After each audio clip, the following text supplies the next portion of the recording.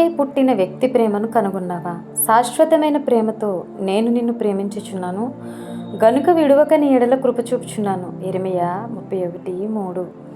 యవన ప్రాయంలో ఉన్న ప్రతి ఆడపిల్ల, అలాగే ప్రతి అబ్బాయి తన జీవిత భాగస్వామి గురించి ఆలోచించేటప్పుడు ఎక్కడో ఒక చోట తన కోసం ఒక అమ్మాయి, అబ్బాయి పెట్టి ఉంటారు అని, అలాగే వారు ఈ లోకంలో ఉన్న అందరికంటే ఎక్కువగా తనని ప్రేమిస్తారని, తన కోసం త్యాగం చేస్తారని, తన ఆలోచనలకు అనుగుణంగా ఉంటారని కలలు కంటా ఉంటారు.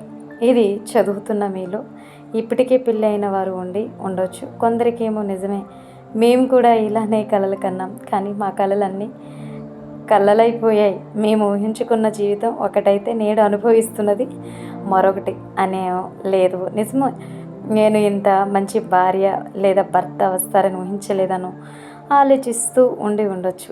ఏది ఏమైనప్పటికీ కూడా మన ఇష్టాన్ని గౌరవించేవారు, అన్ని విషయాల్లో మనతో ఒకే విధంగా ఉండేవారు, అన్ని వేళలా ప్రేమించేవారు, తాము కలలు కన్నా ఊహించుకున్న జీవితాన్ని జీవించేవారు ఈ లోకంలో ఏ ఒక్కరు కూడా ఉండరు.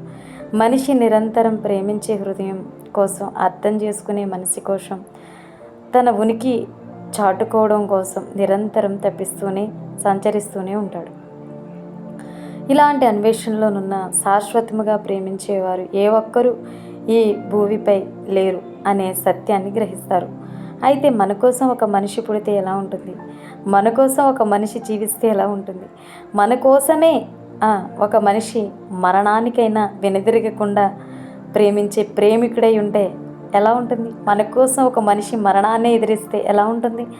మనం ఎలా ఒక మనిషి ప్రేమ కోసం అన్వేషిస్తామో అలానే తాను కూడా మన ప్రేమ కోసం అన్వేషిస్తూ ఎలా ఉంటుంది?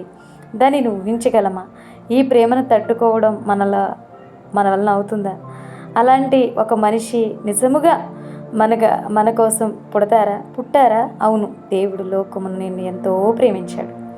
ఎంతగా అంటే నీవు తనతో ఒక గంట, ఒక రోజు, ఒక సంవత్సరం గడపాలని కాదండి, కానీ నీవు తనతో యుగాలు జీవించాలని కోరుకున్నాడు.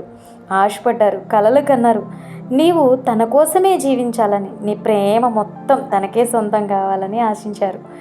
కానీ పాపసహితమైన ఈ లోకంలో మన పూర్వీకులు ఆదాము హవ్వలు చేసిన పాపం ద్వారా మనం జన్మతః పాపులం. అందుకే పాపులమైన మనల్ని పరిశుద్ధులుగా చేసి తనతో యుగయుగాలు జీవించేలా చేయుటకు తన కుమారుడైన యేసుక్రీస్తుని లోకంలోనికి పంపించారు. ఈ లోకంలో తండ్రి చిత్తాన్ని నెరవేర్చుటకు, అంటే నీ పాపములను తుడిచివేయటకు 33.5 సంవత్సరములు ఈ లోకంలో జీవించి సిలువపై మన పాపాల నిమిత్తం మరణించారు.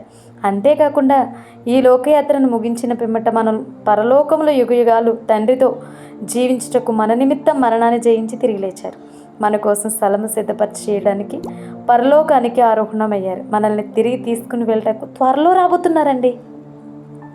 మనం కోరినట్లే, మనం ఆశించినట్లే